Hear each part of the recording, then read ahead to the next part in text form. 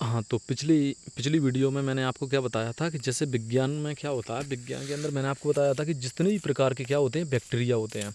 तो बैक्टीरिया क्या थे, सबसे पहले जो बैक्टीरिया था वो किसको खाता था, आपका एच और क्या था, टू और एस। देखिएगा ध्यान से, ठीक है। तो जो बैक्टीरिया था, तो बैक्टीरिया स्टार्टिंग में किसको खाता था, सल्फर को खाना स्टार्ट कर दिया उसने। और सल्फर को खाने लगा तो बैक्टीरिया के अंदर क्या होता है, बैक्टीरिया क्या करता है, लगातार संख्या में बढ़ता है, 1 से 2, 2 से 4, 4 से 8, इस प्रकार से बैक्टीरिया बढ़ता जाता है। तो आप देखोगे कि किसी न किसी दिन क्या हो जाएगी, जैसे मान लीजिए यहाँ पर कोई प्लेस हैगा, कोई जगह है, यहाँ पर ये जगह हैगी, तो जगह किसी न किसी दिन क्या हो जाएगी, भर जाएगी। अब ये जगह क्या हो गई, भरना स्टार्ट हो गई, पूरी तरह से बैक्टीरिया से लगातार भर गई। और बैक्टीरिया से जैसे ये जगह भर गई, तो बैक्टीरिया के द्वारा ये जगह भरने के कारण अब क्या हुआ कि जो बैक्टीरिया के कारण ये जगह भर चुकी है, तो अब बैक्टीरिया के कारण ये जगह भर चुकी है, तो क्या हुआ यहाँ पर, तो अब यहाँ पर कुछ ना कुछ इस प्रकार का होगा कि बैक्टीरिया क्या होंगे। अब देखो प्रकृति के अंदर क्या होता है, प्रकृति में रूपांतरण होते हैं, ध्यान रखिएगा अच्छी तरह से, मॉडिफिकेशन, रूपांतरण आपको देखने को मिलते हैं। और रूपांतरण ही क्या होता है, जीवन का नियम है, ध्यान रखना अच्छी तरह से। यानी कि प्रकृति के अंदर, जैसे कि मैं आपको बता रहा हूँ, जैसे मान लीजिए आपने एक कण भी ले लिया, इस प्रकार से जैसे आपको ये कण दिख रहा है, बिल्कुल बारीक सा कण, ये कण आपको दिख रहा है। आप कभी भी किसी की दुनिया के अंदर किसी भी व्यक्ति की या फिर किसी प्रकार की किसी की भी, हम प्रकृति का एक कण तक नष्ट नहीं कर सकते हैं। हम गुस्सा में बोलते हैं कि हम ऐसा कर देंगे, वैसा कर देंगे, ये हुआ वो हुआ, लेकिन प्रकृति के अंदर हमेशा रूपांतरण होता है। कोई भी जीव, यहाँ तक कि जीव मीव की बात छोड़ो, आप किसी भी जीव की तो छोड़िएगा, आप किसी प्रकार से किसी भी कैसा भी जीव जंतु हो, हम उसको ख़त्म नहीं कर सकते हैं, ध्यान रखिएगा इस बात को अच्छी तरह से। तो हम बात किसकी कर रहे थे, हाँ, तो यहाँ पर हमने बात किया किसकी, अब बैक्टीरिया के अंदर क्या हुआ, अब धीरे धीरे क्या होने लगा, जो सल्फर आपको दिख रहा है, जो सल्फर है, तो सल्फर क्या होने लगा, सल्फर धीरे धीरे करके क्या होने लगा, ख़त्म होने लगा। कहाँ पर, समुद्र के अंदर इसका लेवल गिरने लगा, इसका लेवल गिरा तो ये क्या होने लगा, ख़त्म होने लगा, क्या, सल्फर। और सल्फर ख़त्म होने लगा तो बैक्टीरिया के पास में अब क्या ऑप्शन है, अब जो बैक्टीरिया हैगा, बैक्टीरिया के पास में, बैक्टीरिया को बोलते हैं जीवाणु हिंदी में, ध्यान रखिएगा अच्छी तरह से। तो बैक्टीरिया को क्या बोलते हैं हम, जीवाणु बोलते हैं। अब बैक्टीरिया जो होता है, बैक्टीरिया में अब देखिएगा ध्यान से, सल्फर जैसे ही ख़त्म हुआ तो अब तो या तो पूरी तरह से बैक्टीरिया को ख़त्म हो जाना चाहिए, या तो बैक्टीरिया पूरी तरह से ख़त्म हो जाए, क्योंकि खाने पीने के लिए किसी को कुछ नहीं मिलेगा तो निश्चित तौर पर वो ख़त्म हो जाएगा। अब इनमें आपस में कंपटीशन भी होने लगा। जैसे मान लीजिए आज के दौर में हमारे देश के अंदर क्या है, सबसे बड़ी समस्या रोज़गार को लेकर मिल रही है। और रोज़गार को लेकर जो समस्या है, तो इस प्रकार से जो रोज़गार की समस्या आपको देखने को मिलती है, तो आप देखते हो कि सल्फर कंटेंट जैसे ही ख़त्म होना स्टार्ट हो गया, सल्फर कंटेंट ख़त्म हुआ तो अब बैक्टीरिया को ये रहेगा, या तो वो ख़त्म हो जाए, या तो फिर कोई ना कोई युक्ति सूझ जाए उसको, या कुछ ना कुछ हो जाए। तभी हमारी किस पे, समुद्र के अंदर बी साइनोबैक्टीरिया, कौन सा, साइनोबैक्टीरिया क्या होते हैं, ये होते हैं BGA। देखिएगा ये क्या होते हैं, साइनोबैक्टीरिया किसे कहा गया। अब क्या होने लगा, जो साइनोबैक्टीरिया थे, अब देखिएगा सल्फर का कंटेंट जैसे ही ख़त्म हुआ, सल्फर का कंटेंट ख़त्म हुआ तो इसके अंदर साइनोबैक्टीरिया पनपने लगा। और साइनोबैक्टीरिया जैसे ही आया तो साइनोबैक्टीरिया ने क्या किया, साइनोबैक्टीरिया ने इस अर्थ पर, इस पृथ्वी पर आपने देखा होगा कि जो आपकी पृथ्वी है, पृथ्वी पर समुद्र के अंदर से जीवन की शुरुआत होती है। अब साइनोबैक्टीरिया ने क्या किया, अब जैसे साइनोबैक्टीरिया आज के दौर में हम जिन्हें क्या कहते हैं, ब्लू ग्रीन एल्गी कहते हैं। ब्लू ग्रीन एल्गी क्या होता है, ये होते हैं नीलहरित शैवाल। और नीलहरित शैवाल क्या होते हैं, नीलहरित शैवाल को हम गाँव की भाषा में बोलते हैं चोई। जो आपने देखा होगा कहीं पर भी दीवारों पर हमारी औदियाँ होती हैं, या फिर मान लीजिए कहीं पे भी ऐसी जगह जहाँ पर लगातार पानी भरता रहता है, वाटर फिल करता रहता है, ऐसी जगह पर ही आ जाते हैं, क्या आ जाते हैं, चोई, ब्लू ग्रीन एल्गी। अब देखिएगा ध्यान से, अब इनके अंदर हुआ तो इससे क्या हुआ, समुद्र के अंदर ऑक्सीजन बढ़ना स्टार्ट हो गई। अब देखिएगा ध्यान से, अब समुद्र के अंदर ऑक्सीजन का लेवल बढ़ना स्टार्ट हो गया। और समुद्र में जैसे ही ऑक्सीजन का लेवल बढ़ा, समुद्र में सल्फर ख़त्म होने लगा, ऑक्सीजन का लेवल बढ़ने लगा। और समुद्र के अंदर जैसे ही ऑक्सीजन का लेवल बढ़ता है तो वही इनके अंदर कन्वर्जन हो गया। तो पहले जिन जीव जंतुओं को, जैसे कि आप रट के चले जाते हो 9th में, 10th में, 8th क्लास में, यहाँ तक कि 12th के अंदर जो अवायवीय जीवाणु कहते हैं, जिन्हें हम अवायवीय मतलब जो सल्फर का इस्तेमाल करते थे, यानी कि अवायवीय मतलब हो गया कि जो जो जीव, जो बैक्टीरिया ऑक्सीजन का इस्तेमाल नहीं करते थे, वायु का उपयोग नहीं करते थे, उसे अवायवीय कहा जाता है। तो जो वायु का उपयोग नहीं कर रहे हैं, अब जो वायु का उपयोग नहीं कर रहे हैं तो इनके अंदर क्या होगा, जो वायु का उपयोग नहीं कर रहे हैं तो क्या होगा, इन्हें अवायवीय कहा गया, उस श्रेणी में रखा गया। और फिर क्या हुआ, अब समुद्र के अंदर जैसा कि मैंने आपको बताया, जो सल्फ़र खाते थे, सल्फ़र को भोजन के रूप में ग्रहण करते थे बैक्टीरिया, और सल्फ़र के अंदर सल्फ़र ख़त्म होने लगा तो उसके अंदर क्या बढ़ने लगा, ऑक्सीजन का लेवल। अब वो क्या स्टार्ट कर दिया उन्होंने, ऑक्सीजन को लेना, अब हो गए वो वायवीय। यानी कि जो जीव, जो बैक्टीरिया ऑक्सीजन का उपयोग करने लगे, वायु का उपयोग करने लगे, उन्हें हमने कहा वायवीय श्वसन। एक अवायवीय श्वसन हो गया, एक हो गया आपका वायवीय श्वसन। तो समझ में आ गया। सबसे पहले स्टार्टिंग से फिर से सुनिएगा ध्यान से। मैंने क्या बताया आपको, समुद्र के अंदर सल्फ़र का कंटेंट, सल्फ़र बहुत अधिक मात्रा में था, तो सल्फ़र को खाने वाले बैक्टीरिया बने उसके अंदर, और सल्फ़र को खाने वाले जो बैक्टीरिया बने तो उन्होंने किसको ख़त्म कर दिया, सल्फ़र को। कंपटीशन बढ़ा, देखिएगा ध्यान से, ऐसे सोच समझिएगा आप। जैसे हम इंसानों की संख्या बढ़ती चली जा रही है, इंसानों की संख्या बढ़ती चली जा रही है, जैसे नीट की परीक्षा होती है, 28 से 30 लाख विद्यार्थी उसमें बैठना स्टार्ट हो गए हैं। 28 से 30 लाख विद्यार्थी उसमें बैठना स्टार्ट हो गए हैं। पहले कितने विद्यार्थी बैठते थे, 10 लाख, 12 लाख, 15 लाख बच्चे बैठते थे। आज ऑनलाइन एजुकेशन का ज़माना है, और यही कारण है कि आप मेरी वीडियो भी आप तक पहुंच पा रही होगी।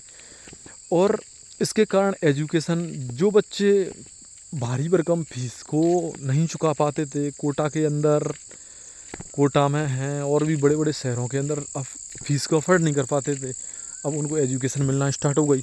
अब इसी प्रकार से क्या हुआ, इसी प्रकार से आपको देखने को मिलेगा कि जितने भी बैक्टीरिया हैं, अब क्या लगा है, देखो सीटें तो लिमिटेड हैं, जितनी गवर्नमेंट सीटें हैं, जितनी हमारे पास में यूनिवर्सिटी होंगी, जितनी हमारे पास में है यूनिवर्सिटी होंगी, उतने ही तो बच्चे उनके अंदर जा पाएंगे, जितने हॉस्पिटल्स होंगे उतने ही उसके अंदर डॉक्टर रह पाएंगे। तो अब क्या होने लगा, अब ये इसके पीछे वजह क्या निकल के आई, इसके पीछे वजह निकल के आने लगी कि जितने भी क्या बताया मैंने अभी आपको, हाँ, अब बैक्टीरिया, अब जैसे जीव जंतु हैं, अब यहाँ पर क्या होने लगा, उसके अंदर कंपटीशन बढ़ गया, हर तरह की तैयारियाँ बच्चे करने लगे। अब जगह तो उतनी ही है, अब जगह ज़्यादा नहीं हो सकती हैं, तो यहाँ पर क्या हो गया, यहाँ पर कंपटीशन बढ़ गया। इसी प्रकार समुद्र के अंदर क्या हुआ, बैक्टीरिया के अंदर क्या हो गया, कंपटीशन बढ़ गया। अब जैसे ही कंपटीशन बढ़ा, जैसे ही उसके अंदर कंपटीशन बढ़ा बैक्टीरिया के अंदर, तो बैक्टीरिया में कंपटीशन नहीं, प्रतिस्पर्धा। अब जैसे ही उसके अंदर कंपटीशन बढ़ा, और ये वही बैक्टीरिया है जो हमें टाइफाइड फैलाता है, हैजा फैलाता है।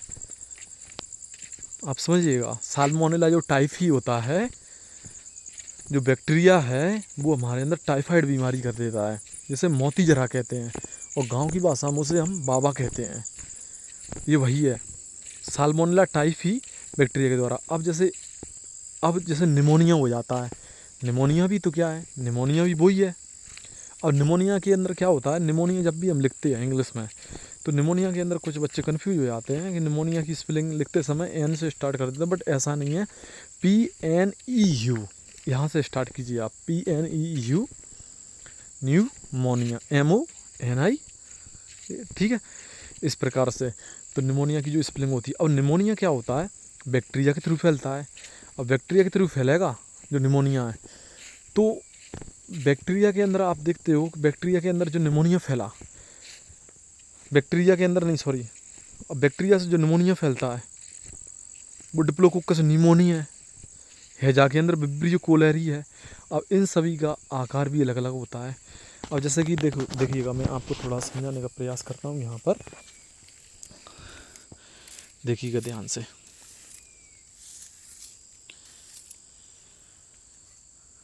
अब जैसे मान लीजिए यहाँ पर क्या है, एक आपको राउंड शेप स्ट्रक्चर दिख रही है, ठीक है, एक आपको गोलाकार की संरचना दिख रही है। अब ये आपको गोलाकार की जो संरचना दिख रही है, यदि मान लीजिए एक है, अब इसको विज्ञान में क्या बोला गया, इसको कोक्काई बोला गया। कोक्काई यानी होता है गोल, राउंड शेप यानी गोलाकार की। अब इसको बोला हमने मोनोकोक्काई। मोनो यानी क्या होता है, एक होता है, ध्यान दीजिएगा इस बात पे। मोनो यानी क्या होता है, एक। अब इसी प्रकार की मान लीजिए एक गोल स्ट्रक्चर है, इसी प्रकार अब देखिएगा इससे जुड़ के बिल्कुल एक और स्ट्रक्चर बन जाए, इससे जुड़कर एक और स्ट्रक्चर बन गई, तो ये दो हो गई। अब इसको हमने बोल दिया डिप्लो कोक्काई। फिर इसी प्रकार से क्या हुआ, हाँ ये दो प्रकार की दो संरचना, यही इसी से निमोनिया फैलता है, मतलब इसी प्रकार का बैक्टीरिया जो होता है। अब इसी प्रकार से एक स्ट्रक्चर पूरी की पूरी क्या हो गई, यहाँ पर चेन बनना स्टार्ट हो गई, लगातार चेन बनना स्टार्ट हो गई, और एक क्या बन गई, लंबी चेन बन जाए। इसे हम बोल देते हैं स्ट्रेप्टोकोकस। स्ट्रेप्टोकोकस माने बोलते हैं आपको, मतलब जो चेन के अंदर बैक्टीरिया पाए जाए उसको स्ट्रेप्टोकोक्काई बोलते हैं। कोक्काई यानी गोल, यानी गोलाकार की संरचना। अब यहाँ पर क्या हो जाए, यहाँ पर इसी प्रकार से क्या हो जाए, आपके पास में एक पूरा बंच का बंच बन जाए। ठीक है, देखिएगा ध्यान से, इस प्रकार से एक पूरा बंच का बंच बन जाए। बंच यानी होता है गुच्छा, इस प्रकार से। ठीक है, इस प्रकार से मान लीजिए गुच्छा बन जाए कोई। अब गुच्छा का गुच्छा बन गया अंगूर के जैसा, बिल्कुल ग्रेप्स के शेप में। अब इस प्रकार की जो स्ट्रक्चर बनी, इस प्रकार की स्ट्रक्चर को हमने क्या कहा, इस प्रकार की जो संरचना बनी, इसको बोल दिया हमने स्टेफाइलोकोक्काई। स्टेफाइलोकोक्काई और यानी कि पूरा गुच्छा बन जाता है। इस प्रकार से क्या होती है, बैक्टीरिया की कॉलोनी होती है, जो बैक्टीरिया है। अब सल्फ़र का कंटेंट, जैसा कि मैं आपको बता ही रहा था, सल्फ़र का कंटेंट खत्म हुआ तो ऑक्सीजन का लेवल बढ़ने लगा। अब यहाँ पर प्रकृति के अंदर बहुत बड़ा परिवर्तन आया। परिवर्तन क्या आया कि सल्फ़र के अंदर अब बैक्टीरिया के पास में कंपटीशन बढ़ गया। अब बैक्टीरिया में कंपटीशन बढ़ गया तो किसी न किसी को क्या होगा, अब यहाँ पर सिर्फ और उनके पास में सल्फ़र के अलावा खाने के लिए, अब आप दिमाग लगाइएगा, या तो सल्फ़र होना चाहिए, या तो उनके पास सल्फ़र होना चाहिए, और सल्फ़र नहीं हुआ तो फिर क्या करेंगे, उनको मरना पड़ेगा। अब इनके सामने, बैक्टीरिया के सामने बहुत क्रिटिकल कंडीशन सामने खड़ी हो गई। अब इस कंडीशन में क्या होने लगा, अब उनके अंदर क्या हुआ, अब उनके अंदर अब सल्फ़र तो ख़त्म होने लगा। सल्फ़र ख़त्म हुआ तो फिर इनके अंदर ये होता, प्रकृति के अंदर परिवर्तन हुआ बहुत बड़ा, और ये अचानक से ये कन्वर्ट हो गए किसमें, ऑक्सीजन के अंदर। अब ये किसका उपयोग करने लगे, ऑक्सीजन का उपयोग करने लगे। अब इसी प्रकार से वाटर के अंदर आया, आप फार्मूला पढ़ते हो H2O, किसका, पानी का। अब जैसे उदाहरण के तौर पर मान लीजिए कोई सागर हैगा, उदाहरण के तौर पर मान लीजिए कोई सागर है, या उसके अंदर से ऑक्सीजन को, बिना ऑक्सीजन की उपस्थिति में आग नहीं लग सकती, आप देखिएगा। अब ये भी हमें देखना होगा कि ऑक्सीजन किस प्रकार से आई, ऑक्सीजन किस प्रकार से आई। और ऑक्सीजन के अलावा आपने देखा कि इसमें यहाँ पर हमें बहुत चीज़ें देखने को मिलती हैं। और विज्ञान के अंदर बहुत ही इंटरेस्टेड सब्जेक्ट है, ऐसा नहीं है सिर्फ हमें पदार्थों को जानना है। यानी जो पदार्थ है, पदार्थ यानी आप जो कुछ भी चाहे, हमारे बाल हों, नाखून हों, हड्डियाँ हों, कुछ भी हमारे शरीर की संरचना में हो, पेड़ पौधों के अंदर, चाहे वो पानी हो, सूर्य से आने वाला प्रकाश हो, या फिर, और आज हमारे एक वृक्ष भी जीवित नहीं रह सकता है बिना सूर्य के, तो जैसा कि आप जानते हो, क्योंकि सूर्य का प्रकाश है। और सूर्य का प्रकाश है, सूर्य से जो प्रकाश आता है उसके अंदर क्या होती है, लाइट एनर्जी होती है। अब ये एनर्जी क्या होती है, एनर्जी जो ऊर्जा होती है। हमारे भारत देश के अंदर सूर्य को पूजा जाता है।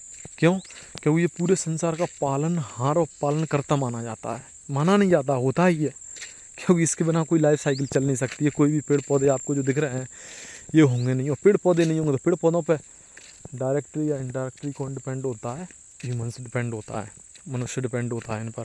ह्यूमंस ही नहीं, पूरे जीव जंतु हैं। जैसा कि आपको चैन में देखने को मिलता है, पूरी की पूरी साइकिल बन के तैयार होती है। साइकिल के अंदर साइकिल यानी होता है चक्र, पूरे चक्र निर्मित होता जाता है। जैसा कि आप जानते हो, अब जैसे ही हम आगे बढ़ते हैं तो क्या मैंने जैसा कि आपको बताया अभी कि जो विज्ञान है, विज्ञान में हमें क्या देखने को मिलता है, विज्ञान के अंदर हम देखते हैं कि जो सूर्य है, सूर्य से जो ऊर्जा आती है, और ऊर्जा भी एक ऐसी चीज़ है जिसको हम कभी नष्ट नहीं कर सकते, केवल इसका भी क्या हो जाता है, रूपांतरण हो जाता है। जैसा कि मैंने अभी आपको बताया, प्रकृति के अंदर क्या होते हैं, रूपांतरण होते हैं। सूर्य से प्रकाश आएगा, जो लाइट एनर्जी है उसको कौन लेते हैं, पेड़ पौधे लेते हैं। पेड़ पौधों ने उनको लिया, और पेड़ पौधों ने लेने के बाद में क्या होता है, जो पत्तियां होती हैं पौधों के, जो हरे भाग होते हैं, जैसा कि छोटे छोटे पौधे होते हैं ना, बिल्कुल छोटे छोटे, जब तक उनका हरा तना होता है तब तक वो उसी से क्या करते हैं, प्रकाश संश्लेषण करते रहते हैं। और ये प्रकाश संश्लेषण क्या होता है, प्रकाश संश्लेषण के अलावा अब देखिएगा, यहाँ पर मैं आपको एक चीज़ बता रहा हूँ। देखिएगा यहाँ पर जंगल के अंदर ये लोगों के द्वारा बहुत ही बेहतर काम किया गया है। यहाँ पर पीपल के वृक्ष को लगा दिया गया है। देखिएगा यहाँ ध्यान से, यहाँ पर चारों तरफ एकदम सुनसान जंगल है, और यहाँ पर लोगों के द्वारा इसकी सेफ्टी करने के लिए किस तरह से प्रयास किए जाते हैं। और जैसा कि आप देखते हो, सूर्य से प्रकाश आया, अब जो पत्ता होता है, पत्ता यानी लीफ होती है, पौधे की जो लीफ होती है, लीफ के अंदर क्या होता है, एक वर्णक होता है जिसे हम बोलते हैं क्लोरोफिल। पत्तियों के अंदर एक वर्णक देखने को मिलेगा जिसे हम बोलते हैं क्लोरोफिल। और जो क्लोरोफिल जो पिगमेंट है, वर्णक को इंग्लिश में पिगमेंट बोलते हैं। अब देखिएगा ध्यान से, अब पौधा क्या लेता है, ज़मीन के अंदर से पानी लेता है। अब पौधा ज़मीन के अंदर से पानी लेगा, तो पानी लेने के बाद में वाटर को लेगा, वाटर कंटेंट को, और वाटर कंटेंट लेने के बाद में क्या करेगा वो, जैसे ही उसने वाटर को ले लिया, अब वाटर को लेने के बाद में क्या करेगा, अब वाटर को ले लिया, वाटर को तो यहाँ से ले लिया, यानी कि H2O ले लिया उसने, ठीक है, ध्यान से देखिएगा, H2O को ले लिया। अब पेड़ पौधे श्वसन में किसको लेते हैं, CO2 को लेते हैं। जैसा कि आप सभी जानते हो, पेड़ पौधे किसको लेते हैं, CO2, कार्बन डाइऑक्साइड लेते हैं। अब देखिएगा ध्यान से, यहाँ पर मैं आपको एक इम्पोर्टेंट इन्फॉर्मेशन देता हूँ कि पेड़ पौधों से जो ऑक्सीजन निकलती है, अब पेड़ पौधे श्वसन में क्या लेते हैं, जैसा कि मैंने बताया आपको, CO2 लेते हैं, और छोड़ते क्या है, गैस के रूप में, वो गैस के रूप में छोड़ते हैं ऑक्सीजन को। और जिससे कौन लेते हैं, जीव जंतु लेते हैं। तो हम जीव जंतु किसको लेते हैं, ऑक्सीजन को लेते हैं। और पेड़ पौधे किसको लेते हैं, CO2 को लेते हैं। हम CO2 को छोड़ते हैं जंतु, और पेड़ पौधे CO2 को लेते हैं, ग्रहण करते हैं। अब उनके अंदर से जो ऑक्सीजन निकलती है, क्या वो CO2 लेते हैं उससे निकलती है, लेते हैं उससे निकलती है, या फिर जो उन्होंने पानी को ग्रहण किया है उससे लेते हैं, निकलती है। तो देखिएगा ध्यान से, पेड़ पौधों की जो पत्तियां होती हैं, पत्तियों के अंदर क्या होते हैं, बिल्कुल छोटे छोटे छिद्र होते हैं। यहाँ पर थोड़ा सा अंधेरा हो चुका है, नहीं मैं आपको पत्तियों को दिखाता, थोड़ा सा नाइट का टाइम हो चुका है, मुझे टाइम नहीं मिल पाया, इस कारण से मैं नाइट में वीडियो को शूट कर रहा हूँ। और जो पेड़ पौधे होते हैं, पेड़ पौधे, उनकी जो पत्तियाँ होती हैं, पत्तियों के अंदर क्या होते हैं, बिल्कुल छोटे छोटे, एक तरफ उसका चिकना पार्ट होता है, स्मूथ पार्ट होता है चिकना, और एक तरफ होता है क्या, जो रफ खुरदरा पार्ट होता है, किसका, पत्ते का। तो जो एक तरफ चिकना पार्ट है और एक तरफ जो खुरदरा पार्ट है, तो जिस तरफ नीचे की साइड में जो खुरदरा पार्ट होता है पत्ते का, तो नीचे की साइड वाला जो पार्ट होता है उसके अंदर क्या होते हैं, बिल्कुल बारीक बारीक छोटे छोटे छिद्र होते हैं। और जो छोटे छोटे छिद्र होते हैं, छोटे छोटे छिद्रों से क्या करते हैं, वो ऑक्सीजन को लेते हैं। कौन लेते हैं, नहीं सॉरी, CO2 को लेते हैं। उन्हें हम स्टोमेटा कहते हैं या रंध्र कहते हैं। अब वो वहाँ से उन्होंने क्या ली, CO2 को ले लिया, और नीचे से किसको ले लिया, नीचे किससे, जो उसकी जड़ें होती हैं, रूट्स होती हैं, जो पेड़ पौधों का अंदर का जो हिस्सा होता है, अंडरग्राउंड, यानी कि जो ज़मीन के अंदर वाला हिस्सा, अंडरग्राउंड पार्ट। तो जो अंडरग्राउंड पार्ट है, अंडरग्राउंड पार्ट के अंदर जो रूट है, रूट किसको लेती है, वाटर को लेती है।